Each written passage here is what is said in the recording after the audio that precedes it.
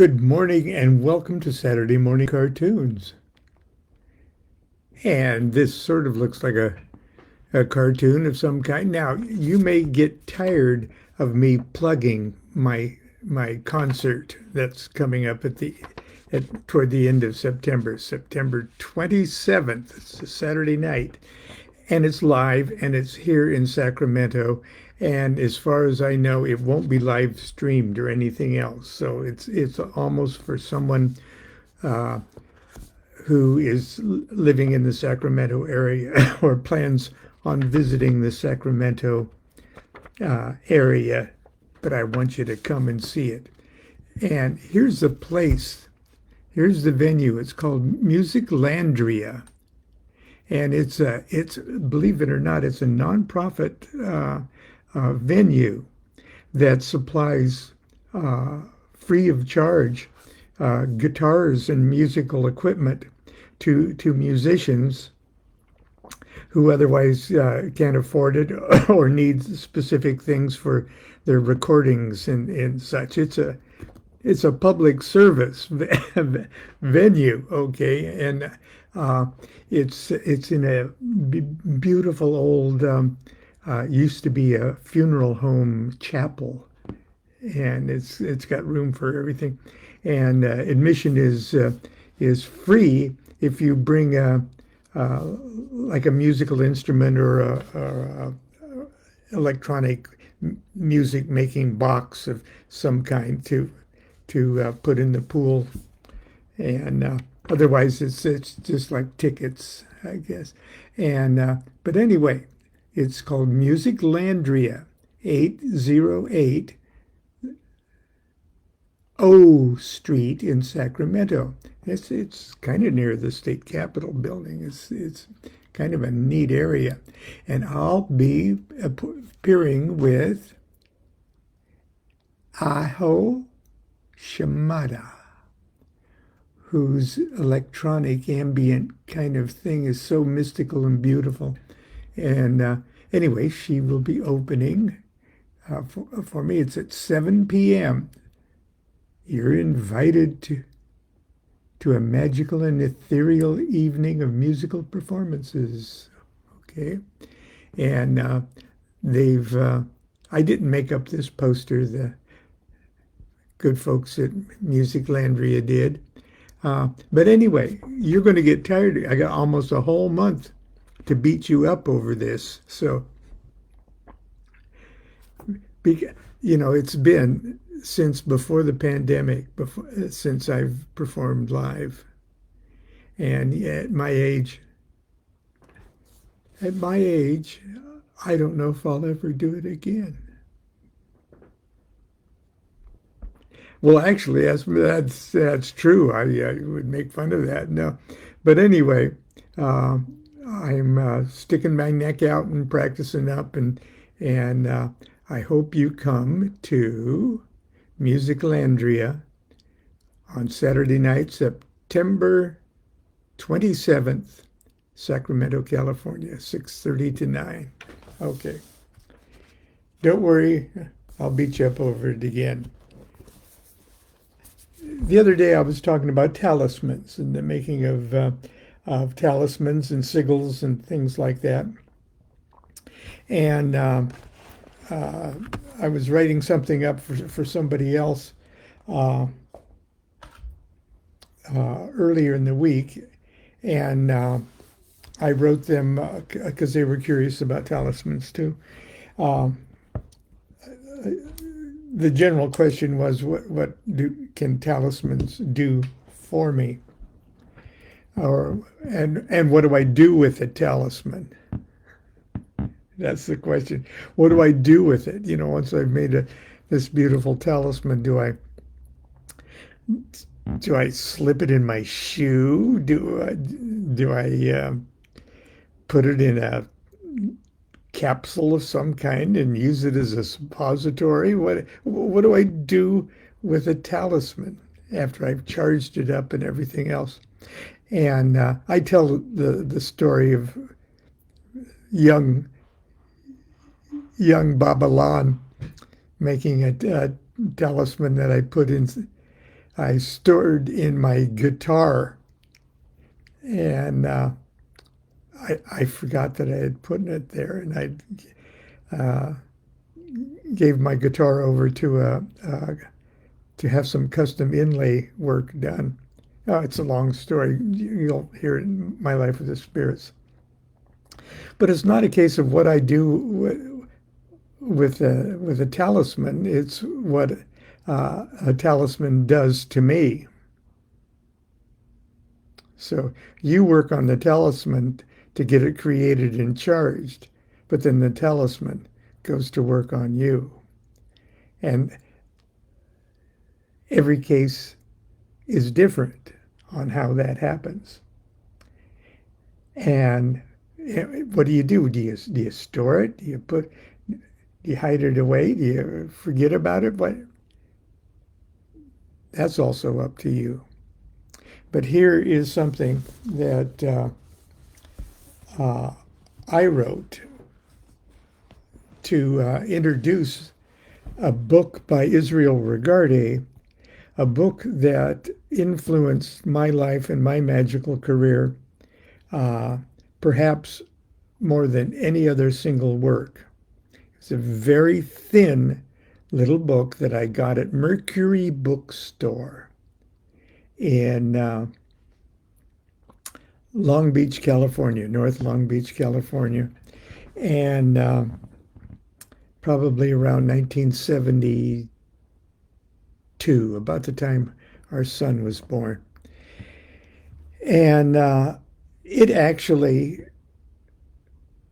gave me the confidence, relaxed me, sort of cut through superstition and shit like that that usually surround magic, and got me into actually doing magic rather than just reading about it. Okay. And it was my great honor that many years later, when the good folks at Weiser were getting ready to republish or to publish Regardie's How to Make and Use Talismans, and they asked me to write the introduction for it, which is just like, wow. Okay. But for one reason or another, Weiser never published it. I gave him the introduction. It was everything else, but they never ended up publishing it. Now, I'm sure you can probably Google how to make and use talismans on the internet and get some kind of version of it. And I wouldn't worry if you think if it's pirated or not, because I don't think anybody's got the copyright to the thing anymore. And so any version of it that you can get it, because it's a valuable piece. But if it's not that Weiser edition, it won't have that introduction in it, okay, which of course I'm very proud of. But I included it in my book, Allow Me to Introduce, which is a collection of my introductions and forewords and prefaces and afterwords of books by other authors. And under the section called Heroes and Mentors, because Regardie was both a teacher, hero, and mentor, I wrote the introduction to How to Make and Use Talismans. It's very short. Suitable for Saturday morning cartoons. I know I've read it for you before over the years, but I'll share it with you again. Now, I wrote this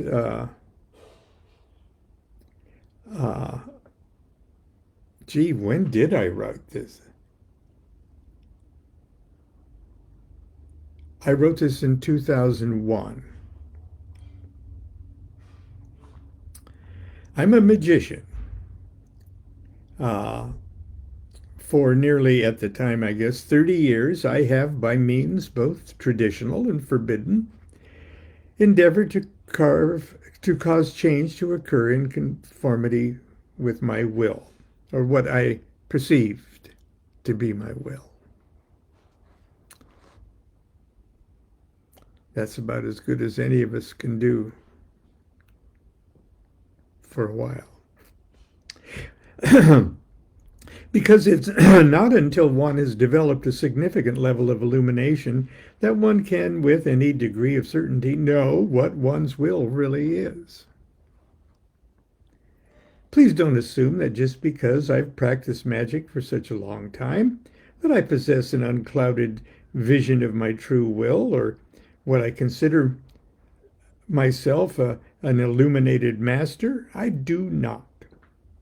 What I do possess, however, is a great deal of magical experience. And experience is a potential breeding ground for wisdom. Naturally, the potentiality disintegrates if I can't remember these experiences so that I might apply their lessons to my magical life. For this reason, it's vitally important that the magician, especially in the early years, keep a record of his or her exploits. For me, reviewing my old magical diaries is never a pleasant experience. Every time I open and read one of my ancient journals, I'm paralyzed by the combination of nauseating embarrassment and wonder. I grit my teeth and squirm as I relive the thoughts and dreams of that shallow, self-centered, naive, ego-blinded young fool who gawked back at me from the mirrors of yesterday. Painful. And it's been painful at times.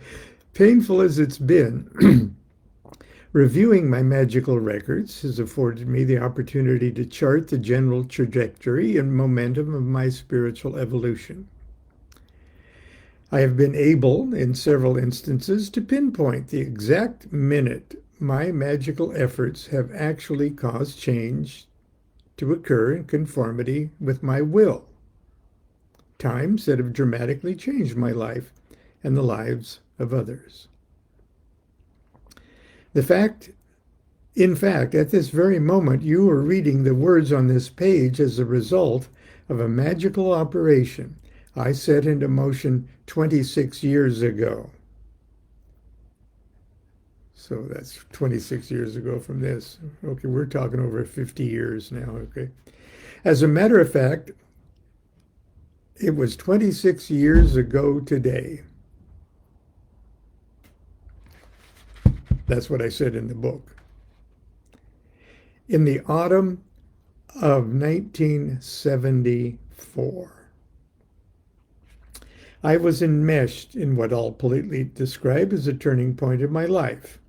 I was 26 years old, married with a 2-year-old son. I was desperately trying to wean myself from a very unhealthy career as a musician.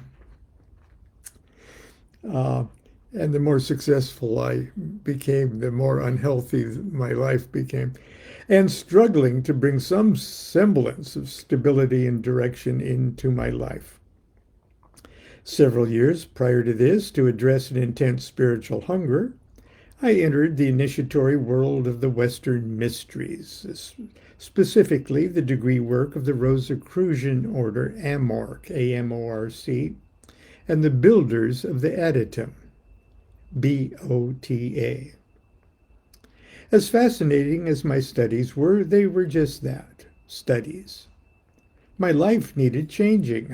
I didn't want to just study magic. I wanted to perform magic. Now, just to remind you guys, this is well before. This is at least a year before my entrance into the OTO even, okay? So this is pre-Lon OTO, pre-Lon AA. But what kind of magic did I want to perform? I heard some pretty scary things about the evils of magic, so I was desperate to find a safe place to start. Early in January 1975, in an old and stuffy little occult bookstore in North Long Beach, Mercury Books, I purchased How to Make and Use Talismans by Israel Regardie. I trusted Regardie, having read several of his classic texts. This little book, however, was different. Now, I'm going to digress for a second. This is January 75. By November 15th, 1975, I would have contacted, arranged, and received my Minerval initiation into the OTO. That's how fast things are going to develop after what I'm about to read to you.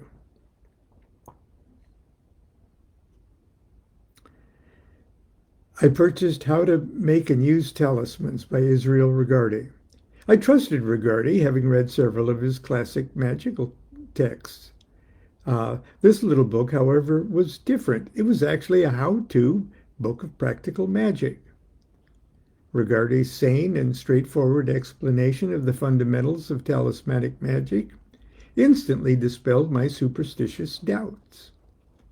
His generous offering of charts and diagrams and illustrations, which I promptly copied and pasted into my magical diary, made it a treasure trove of easy-to-use information. I couldn't wait to graduate from student to practitioner. After reading it through several times, I knew exactly where I needed to begin. In Chapter 2, Regardie suggests that planetary talismans can be helpful in overcoming unfavorable aspects that might be afflicting one's astrological chart. What a practical thing. I knew I had difficult aspects in my chart, so I consulted my brother Mark, the astrologer, to see which planet could use a little extra help. All of them, he coldly informed me. But because it rules my chart, he suggested I first try to make friends with the moon. With Regardie's little book as my guide, I started gathering symbols for a lunar talisman on January 23rd. At midnight on the 27th, after anointing it with drops of dew that had formed in the moonlight, falling on my 1952 Chrysler Windsor, I consecrated it with as much ceremony as I was capable of devising. My moon talisman was the most beautiful thing I'd ever made. It was a double circle model. That's when you make two circles joined by a little bar. So you could write 4 images on the front and back of that sort of barbell looking thing. And then you would fold it into like a coin. My moon talisman, it was a double circle model made of cardstock. I extracted the sigils of the lunar spirit and intelligence from the chimea that Regardie supplied in the book and carefully drew them in silver paint against the field of deep violet drawing ink. Now, I had to gather these. I wasn't an artist. I had to gather all of these art supplies myself and learn how to use the fine point brush tips and so as I was doing this, I was learning to be an artist.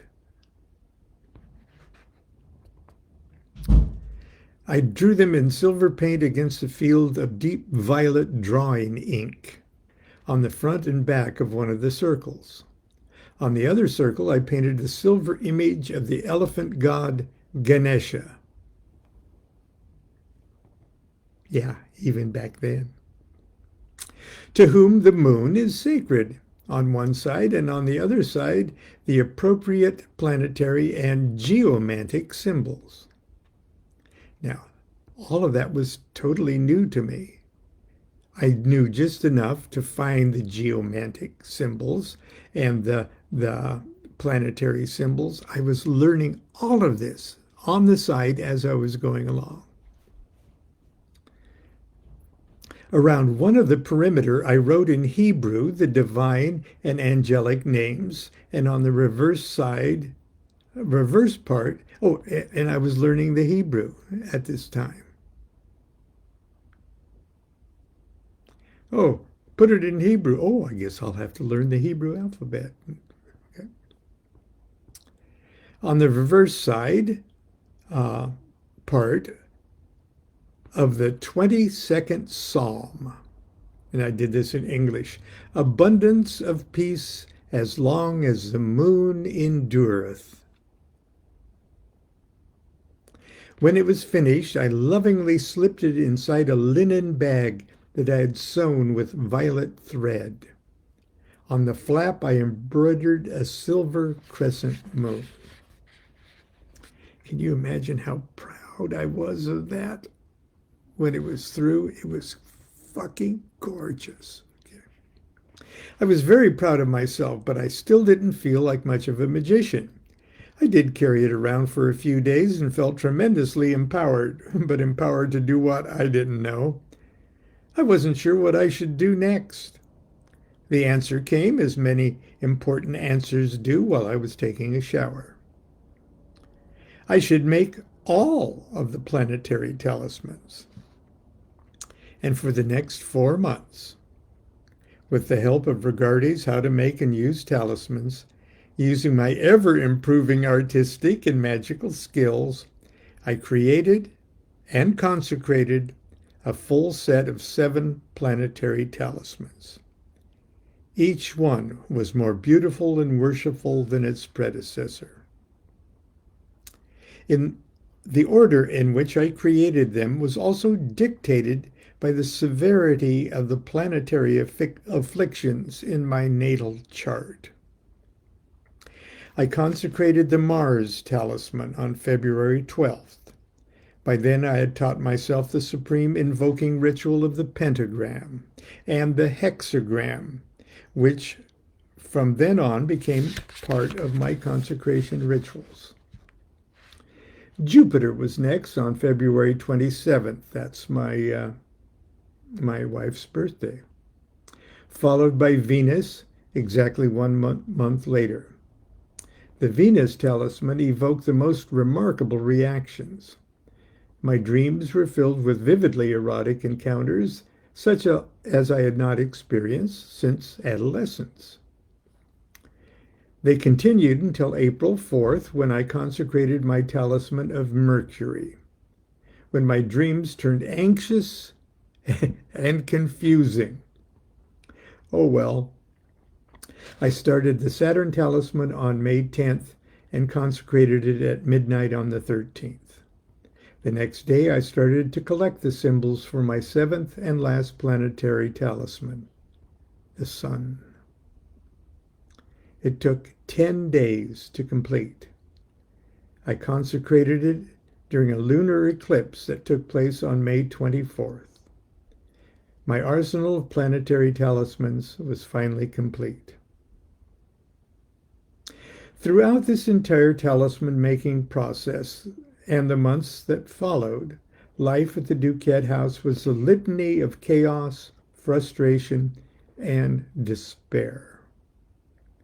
In an attempt to make money doing something other than singing in saloons, I accepted a house painting job and we moved to the San Gabriel Valley.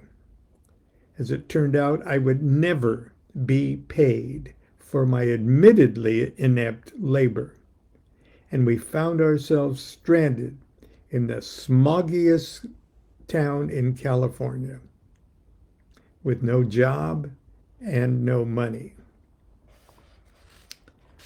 July 11th, my birthday, dawned with the prospect of the worst birthday of my life. About 11:15 in the morning, I shut myself in my bedroom temple. I lit a candle and put it on my altar top. I half-heartedly performed the banishing rituals of the pentagram and hexagram and sat down and tried to meditate. I couldn't.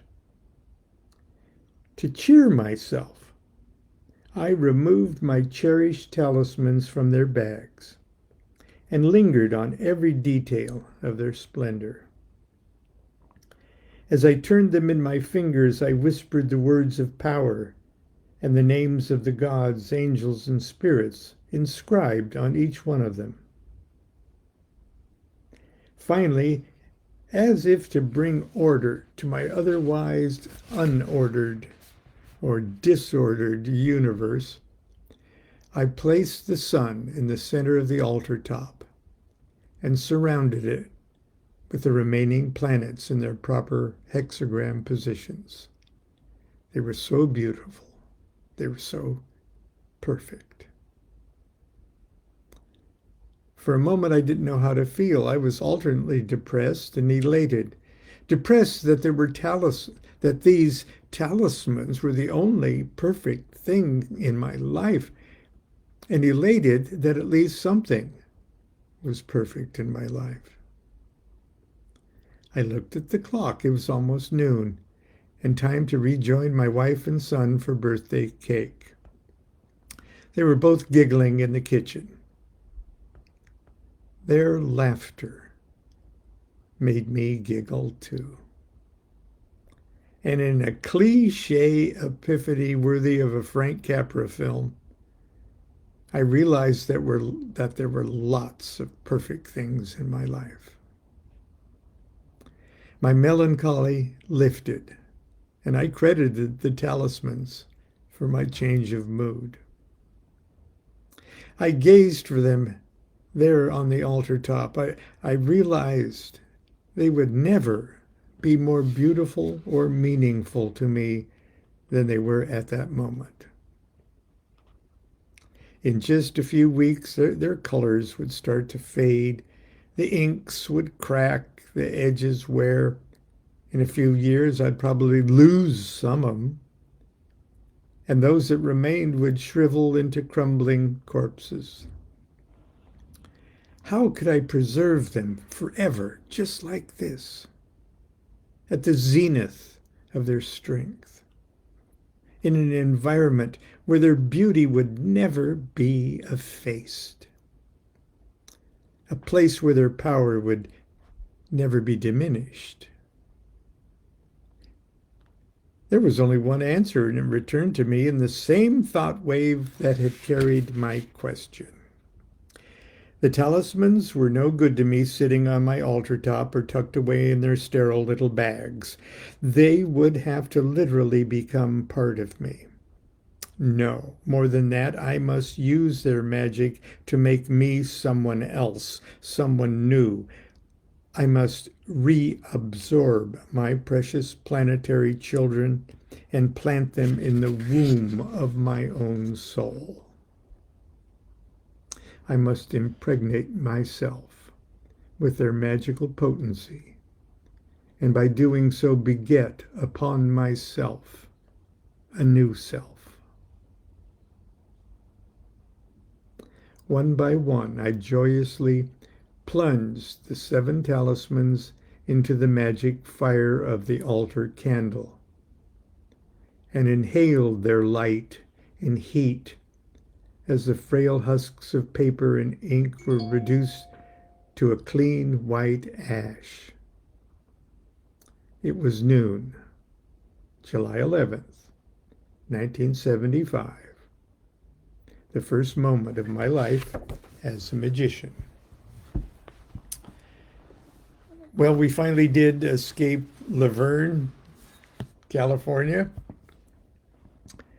And when we found a new little apartment in Costa Mesa, back in Costa Mesa, there were letters that had been forwarded from our previous address. And one of those letters was from Phyllis Seckler, returning the third of my letters to the post office box of the OTO, which I found on the promotional card of the Thoth Tarot deck. And finally, I arranged for my Minerval initiation on November 15th, 1975. And here I am with you. Okay, until tomorrow, that's Saturday Morning Cartoons. We'll see you at Sunday school. Continue to be good to yourself and be good to each other. Do what thou wilt shall be the whole of the law. Love is the law. Love under will.